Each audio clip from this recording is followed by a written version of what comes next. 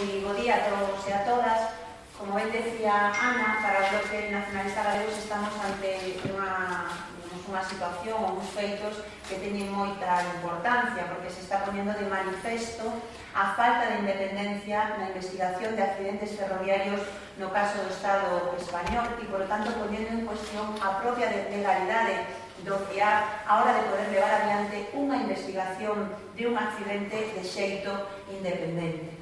Para o NG, este feito confirma a denuncia que vimos facendo, que veñen facendo tamén as víctimas do accidente de Angrois, de que se fixo unha investigación fraudulenta, de que non houbo unha investigación independente e de que se está incumprindo a normativa vixente. Neste sentido, o Bloque Nacionalista Galego, ademais da presión que imos a facer no Parlamento Europeo para que se faga público xa este informe, tamén imos a levar ao Parlamento Galego este debate, porque é evidente que un accidente que se produce no noso país con unhas consecuencias tan dramáticas necesita ser aclarado. Vimos a solicitar que o Parlamento lle reclame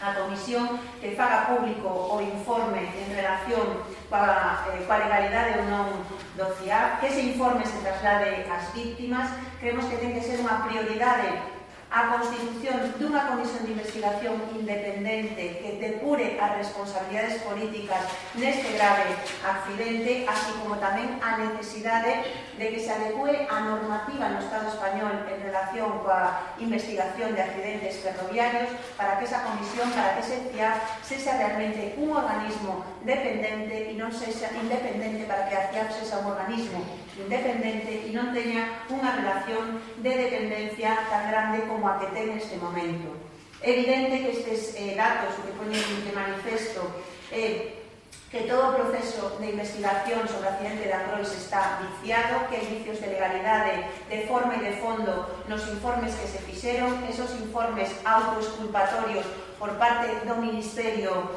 de Fomento. Tamén é certo que estes informes teñen relevancia, non só desde esta situación ten relevancia, non só desde o punto de vista político, sino que tamén mesmo a podería ter desde o punto de vista xudicial, e é evidente que podería incidir na marcha deste proceso xudicial, porque ven dándonos a razón tanto ás víctimas como neste caso ao Bloque Nacionalista Galego, en que estábamos denunciando a falta de imparcialidade e, por lo tanto, que todo este proceso estaba viciado. Desde o Bloque Nacionalista Galego entendemos que temos colectivamente unha débeda moral e política coas víctimas de Angrois. Nos imos estar até o final coas víctimas. Creemos que hai que facer xustiza e que a xustiza só se pode exigir sobre a verdade e sobre o fin da impunidade. Imos usar, por lo tanto, toda a presión política, toda a presión social para que haxa unha comisión de investigación no ámbito parlamentar, para que haxa comisión de investigación tamén desde o punto de vista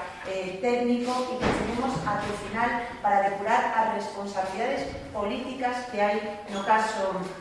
neste caso e, sobre todo, que se adopten as medidas necesarias para que non volva a darse un accidente destas características, ni en Galiza ni en ninguna outra parte do territorio. E seguimos insistindo en que a mellor homenaxe que les podemos dar ás víctimas é a verdade.